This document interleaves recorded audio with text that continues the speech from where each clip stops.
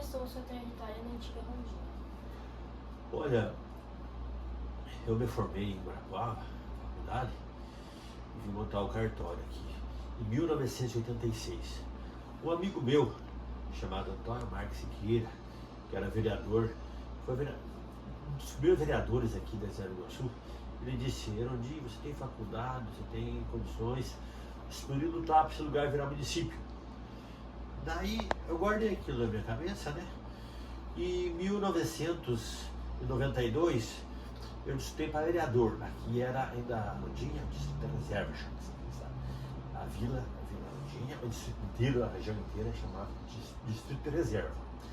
Daí, até eu sou muito grato à igreja, eu nem era evangélico, a igreja me apoiou bastante também, sabe?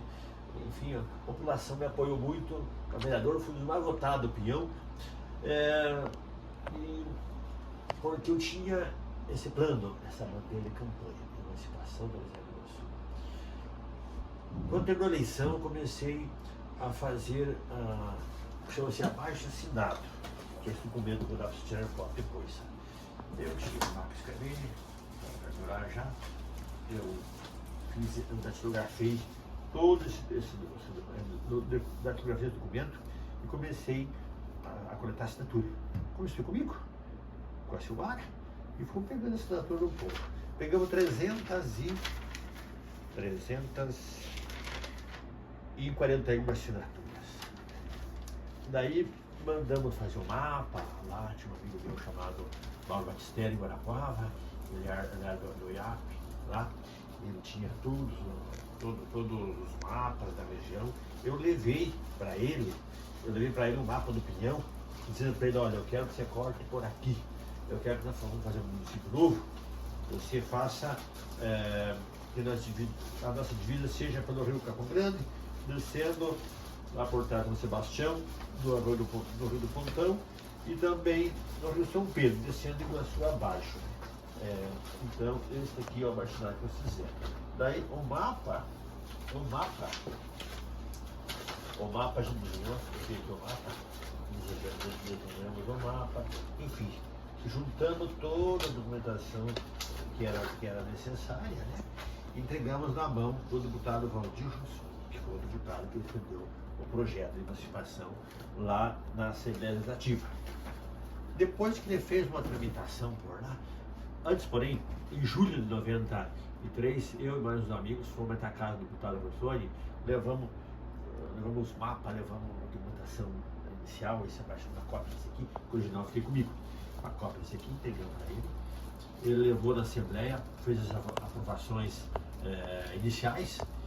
Depois disso, ele veio aqui, fizemos uma grande reunião aqui, bem aqui, né, tinha um pavilhão da Igreja Católica. Fizemos uma grande reunião com o povo aqui, tá? Lá nós começamos o planejamento da emancipação. Naquele dia nós criamos uma comissão chamada COERI, que chamava-se Comissão Organizadora da Emancipação do Rio Grande do Sul. Eu era vereador pelo Pinhão na época já. Daí me elegeram presidente, que seria a pessoa que ia coordenar todo o trabalho para fazer virar município aqui. E daí assim fizemos. Começamos a organizar o trabalho, visitamos as comunidades, todas as comunidades, para assim convencer as pessoas que era bom nós criar um município. Muitos deles não queriam que nós saíssemos do Pinhão, nós pertencíamos ao Pinhão. Muitos não queriam que nós criássemos um município novo. Prova disso, que a gente saiu fazer algumas palestras, nós fizemos torneio de futebol, naquele tempo era católico, participava, nós fizemos um baile aqui no pavilhão, juntamos dinheiro para nós fazer toda a propaganda da emancipação. Mandamos fazer outdoor, sabe o que é outdoor? Uma placa bem grande, mostrando modelo para votar, sim ou não. Porque nós não dizíamos que para as pessoas votarem só o sim para virar município. Quem quisesse votar não, podia votar não. Por quê? Porque nós tínhamos que levar 50% mais praticamente, do povo para votar. Porque não era obrigação as pessoas de votar no dia desse plebiscito. Daí conseguiu marcar o plebiscito em 28 de maio de 1995. Só que muitas dessas pessoas organizamos muitos carros, assim, todo mundo fizemos a reunião aqui no pavilhão aqui e estabelecemos. Aqui era o quartel-general, aqui era o lugar principal, a sede, a rodinha de onde saía. Daí nós colocamos os carros para levar as pessoas daqui até Copel, daqui até Fernando Soares, daqui até Fátima, daqui até São Sebastião.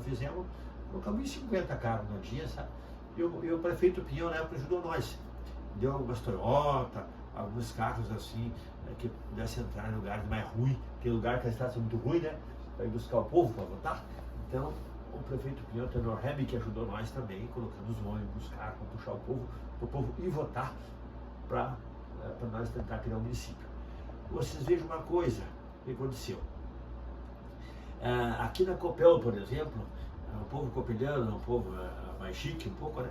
Na época, agora é a pessoa mais da Reserva do Sul. O povo copeliano na época não quis votar. Disse que não precisava do município e não foram votar simplesmente. Nós tivemos que ir lá pedir para eles, por favor, que fossem nos ajudar. 100 e poucas pessoas votaram só ali, na Copel. Lá na São Sebastião, lá votaram contra, eles queriam continuar perdendo a opinião. Faxinal dos Coutos, lá, Fátima, né? Também queria continuar perdendo a opinião. Mas, pelo menos foram tanto, ajudaram a continuar, que fosse a metade mais um, né? Que fosse votar. E, graças a Deus, no final da tarde, quando fomos contar a votação, compareceu 56%. Então, vejo que não foi muita diferença. Se nós fizéssemos um trabalho de conscientização, um trabalho de ir fazer, conscientizar as pessoas das comunidades, que era importante criar um município, nós não ia conseguir criar um município. Nós não colocássemos os carros para ir buscar os eleitores no dia, né? Era proibido, mas nós tínhamos que fazer.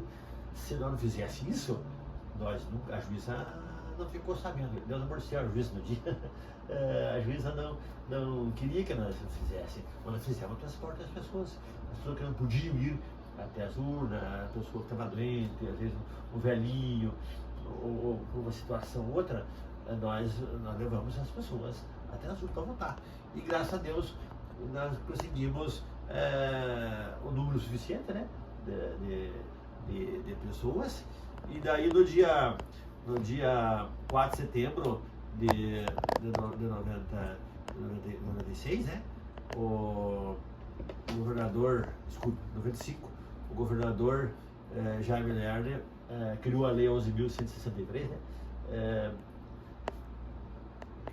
Sancionou a lei, né?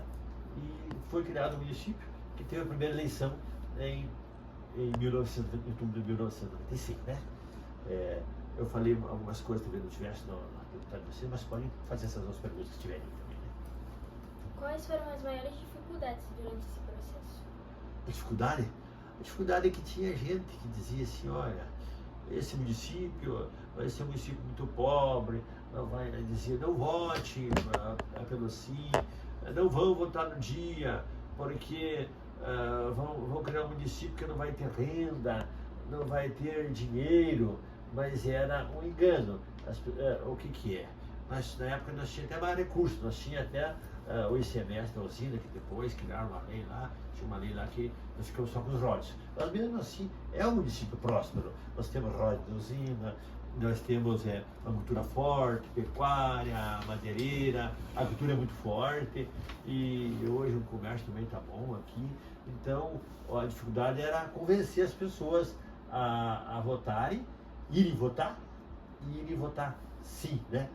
Então, essa foi uma dificuldade muito grande, foi um trabalho de muita conscientização, de falar para a pessoa, porque a grande parte não queria que nós fizéssemos o município, né?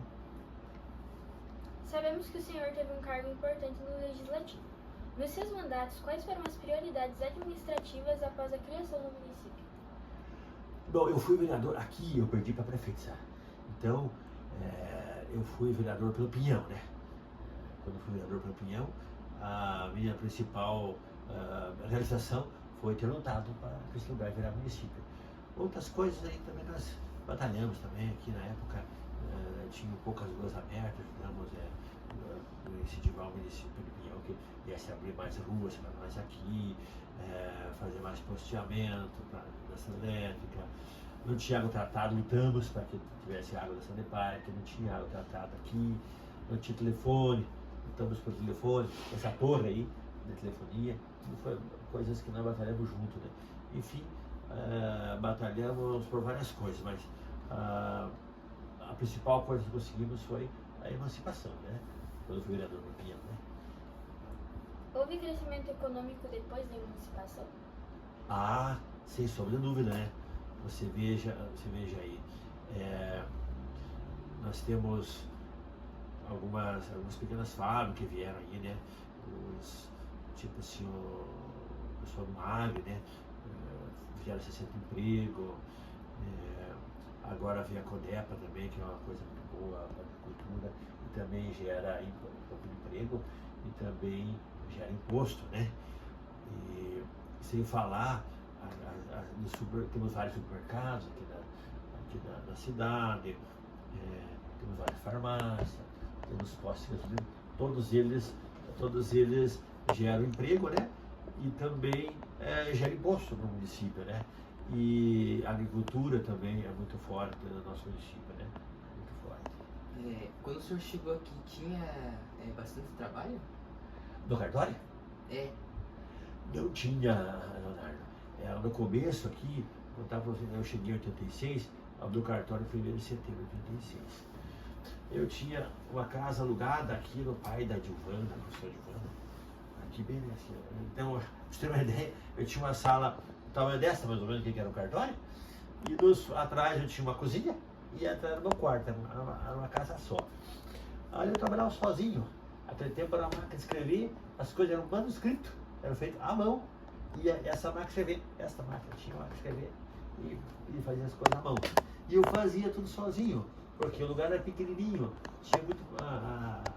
Era a vilinha muito pequena aqui, sabe? Muito pequena mesmo. E o que aconteceu?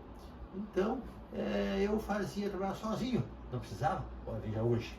Hoje eu tenho 3 funcionários. Veja a minha diferença. 3, trabalha só eu. Trabalha a Silmara. Na verdade, nós trabalhamos 5 hoje em dia no cartório. Eu trabalho, a Silmara também trabalha, e tem 3 funcionários. Então veio diferença. Na época eu trabalhava sozinho e conseguia vencer o serviço, porque era um lugar pequeno. Então melhorou bastante, sabe, o trabalho, sabe. E daí nós conseguimos aqui também uma coisa que levava tempo. Os lotes aqui não tinha escritura na época, só tinha uns contratinhos, era tudo difícil. Agora nós conseguimos, alguns anos atrás, fazer com que tivesse registros de imóveis. Para começo foi quase 1000 lotes. Daí foram criando-se mais lotes, lembrando mais lote, foi legalizado, o município legalizou mais lote, nós temos em torno dos 1.200 lotes na cidade, então a cidade é legalizada hoje em dia, né? Estamos bem na frente do Foz do Jordão, que só tem uns 200 lotes legalizados, nós temos uns 1.200 lotes legalizados. Então, o serviço hoje tá bom, mas no começo era difícil. Prova é que para mim ter um pouquinho mais de renda, eu tinha que dar aula aqui na esquina funcionava, hoje é a Escola Professor Isabel, era aqui na esquina. Eu dava aula à noite, eu dava aula de português, história, para ganhar um dinheirinho, senão eu não sobreviveria, jovens. Quais foram as lideranças ou grupos que iniciaram esse movimento? Bom, eu fui eu que tive a ideia, a idealização, né? Eu fui chamando outras pessoas para nós trabalharmos junto, né? Tinha então o pai do professor Dilvana, era vice-presidente da Comissão de Emancipação, tinha o Sebastião Moraes, que era tesoureiro, né? O Sebastião Moraes, aqui tinha também o Miguel Romanívio, ali também fazia parte, os 2 no final, o Júlio Caetano, que disse, José Eugênio Campos, o seu Dilon Mendes Sobrinho também ajudou bastante depois. Fomos formando um grupo, o professor Vando, meu irmão, que foi aposentado, era o secretário, fazia as reuniões, ele era o primeiro secretário da Comissão de Emancipação. E o professor Hélio Manaloso era o segundo secretário. Aqui na primeira reuniãozinha nossa, daqui, nós fizemos de 28 de outubro de 1993, primeira reunião que fizemos na da igreja aqui. Olha a letra do meu irmão aqui, o professor da primeira, ele fazia as atas. O professor Hélio, quando meu irmão não estava, ele também redigia as atas também, aqui tá, por essas pessoas. Tem mais nomes aqui.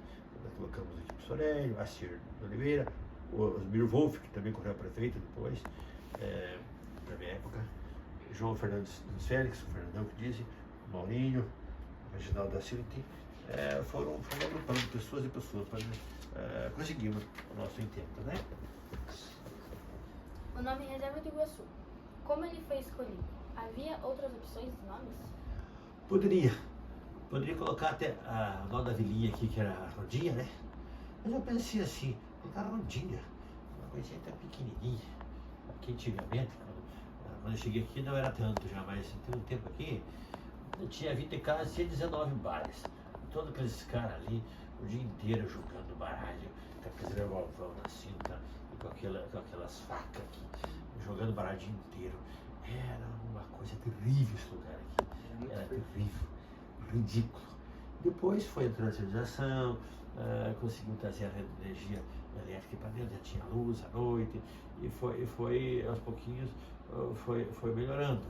Mas no começo era bem ruim. Eu não quis colocar, eu tenho que escolher o nome da Reserva do Sul, porque, vou contar para vocês. Por ocasião da colonização da região do Guarapuava, essa região aqui, do Rio Reserva para cá, foi entregue, essencialmente aqui, a Fetlux que tinha, foi entregue para o Dom João VI, o senhor chamado João Lustosa. E ele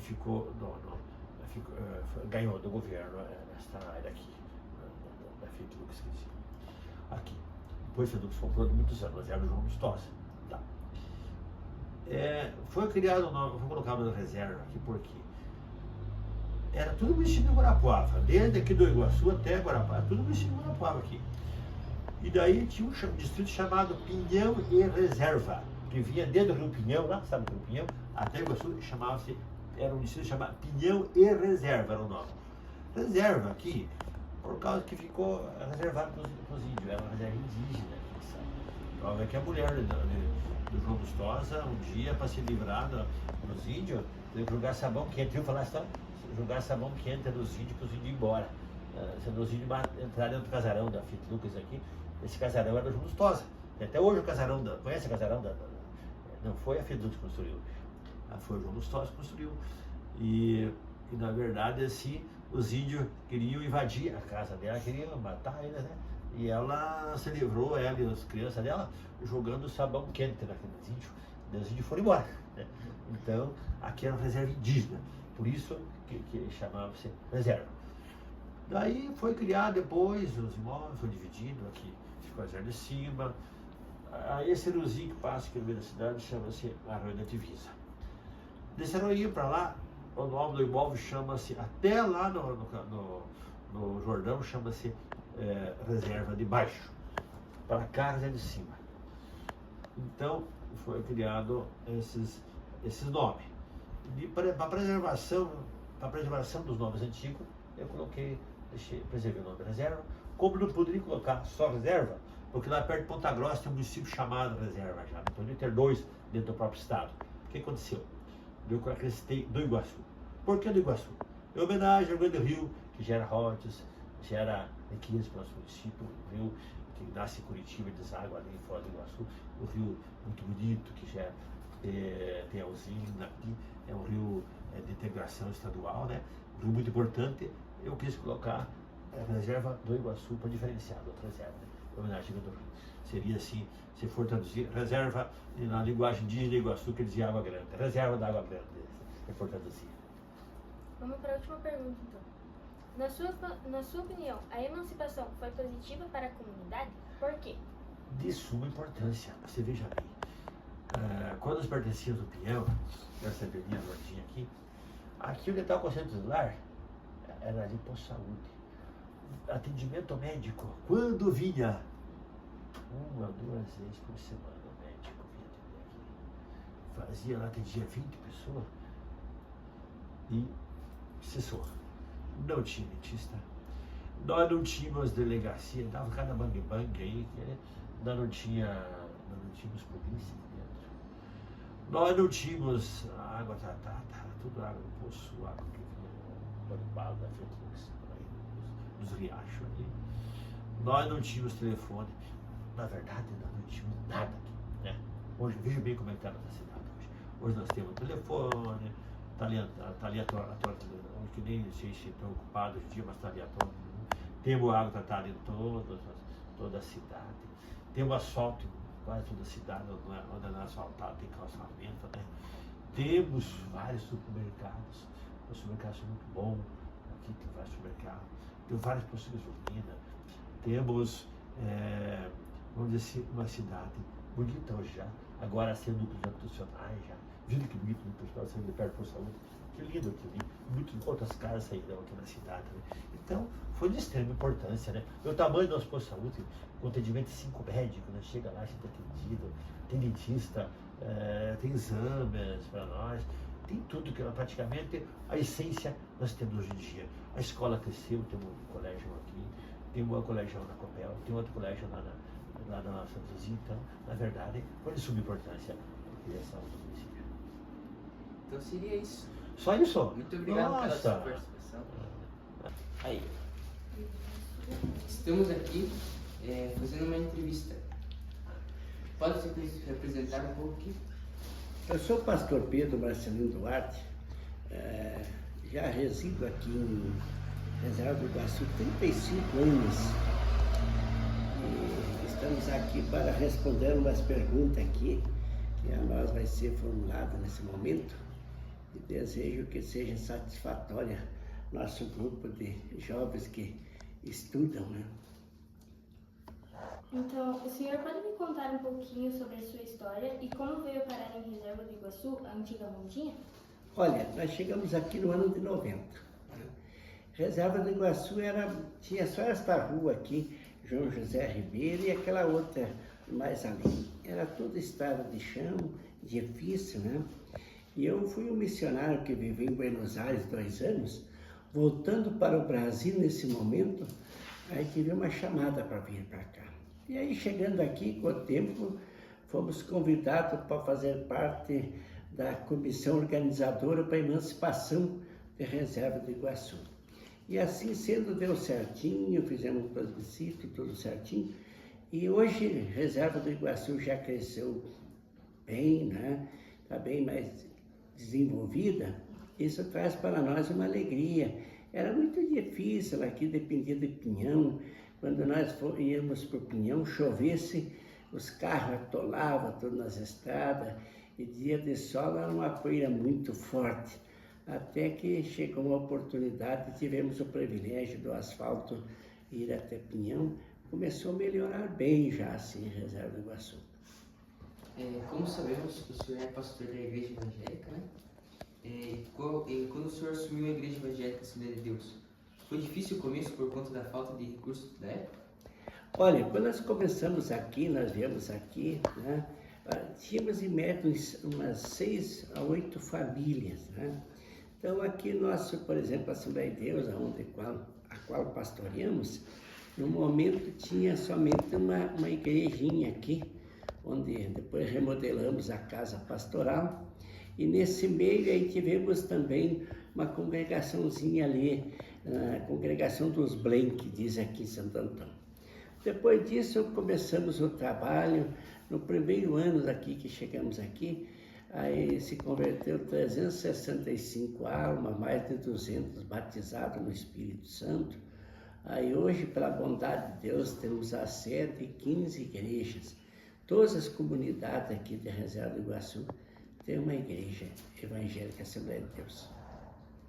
Qual era o meio de transporte que o senhor utilizava Na época, quando eu fui funcionário da Eletrosul em Foz do Areia, trabalhei na Copel também, mas com a minha ida para a Argentina, aí eu vendi meu carro, vendi mais uma área de terra, e quando voltei da Argentina, meu recurso de vida, assim, ó, aí caiu muito, porque não podia levar meu carro para Buenos Aires. Quando cheguei aqui, não tínhamos carro. Aí, nesse tempo, tinha cavalo, tinha burro para nós andarmos aqui. Tinha aqui seu João Siqueira, era o que nós emprestávamos um burro bem encilhado. E aí nós saímos evangelizando nessa essas costeiras do Iguaçu, aí, todas as regiões aqui de reserva do Iguaçu. Existe alguma história marcante, engraçada ou emocionante que o senhor lembra da velha rodinha? Tinha umas histórias assim tão engraçadas. Uma delas, assim, nesse asfalto que hoje é aqui, era uma serra muito forte. Quando chovia, ficava 8 ou 10 carros atolados aqui. E a gente sentava ali para ver os carros patinar e não subia a serra. Dentre elas, uma delas é essa. Quando começou o movimento de emancipação no município, qual foi a sua contribuição? Olha, na verdade, eu sempre conscientizava o povo que se emancipasse a reserva do Iguaçu ia ficar melhor para nós aqui, né? E como eu disse que fez parte da comissão organizadora, então tudo isso veio trazendo assim esse benefício para conversar com o povo, incentivar o povo para que emancipar. Alguns não queriam, outros achavam que ia ser pior, mas eu sempre disse à população que seria uma boa para nós ser emancipado o município aqui. Quais foram os principais motivos que levaram à busca pela emancipação? Olha, a dificuldade, né? A dificuldade de maquinário, tinha vários maquinários encostados aqui, e era longe do Pinhão, e nesse meio assim, nós tínhamos dificuldade no transporte, e precisava de máquina, tinha que procurar, falar com o prefeito no Pinhão. Então, por esse motivo, achamos por bem que nós nos emancipasse aqui, ia ficar tudo viável aqui, prefeitura, tudo, prefeito, tudo aqui, ia melhorar bem para nós aqui em Reserva do Iguaçu. E na época, qual que eram os meios de trabalho que tinha? A maioria aqui, nessa época, tinha aqui a Fiat Lux, que nós dizemos, né? Então tinha corte de madeira, tinha uma serraria ali em cima, aí era o que mais tinha esse trabalho.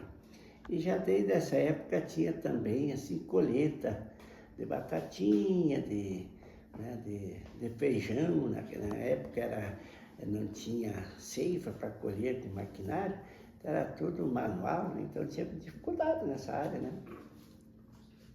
Como eram as primeiras moradias de Rondônia? Olha, as primeiras moradias eram as maioria de madeira, mas tinha algumas já de alvenaria, mas quando eu cheguei aqui tinha poucas moradias aqui, né?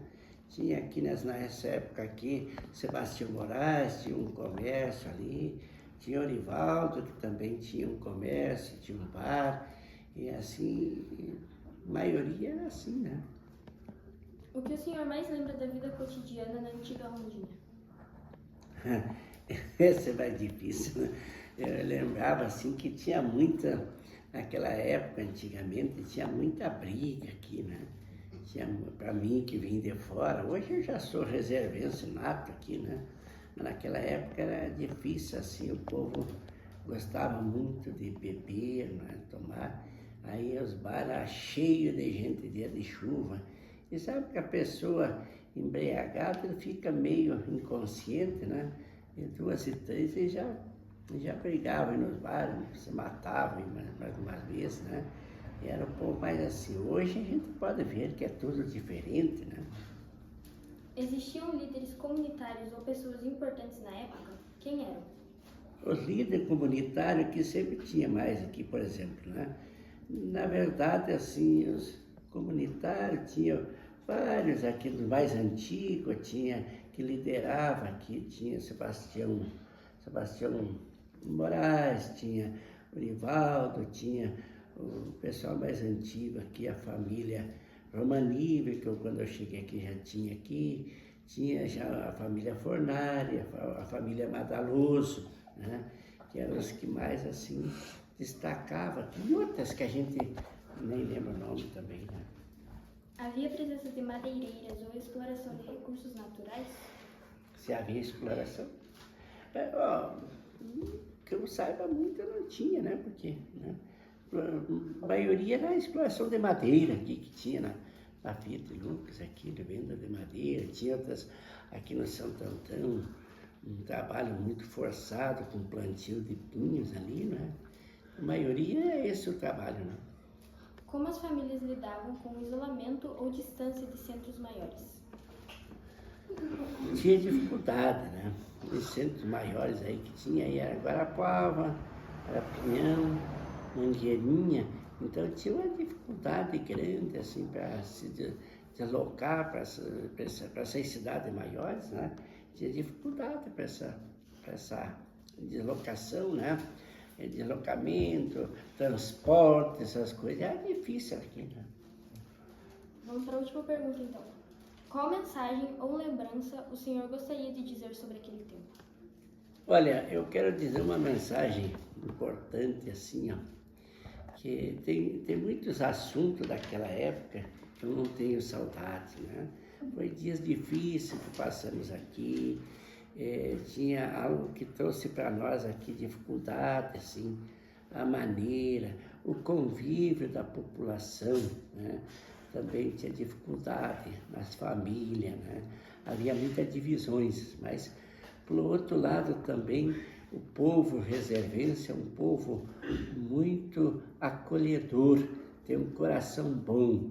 Nós fomos muito bem acolhidos aqui e me dei muito bem aqui em Reserva do Iguaçu, me sinto bem aqui, um povo tradicional, a cultura assim, é mais tradicional, mais antiga, né? Hoje já mudou bastante, mas uma coisa boa que me chamou a atenção foi a acolhida do povo que nós acolheu aqui.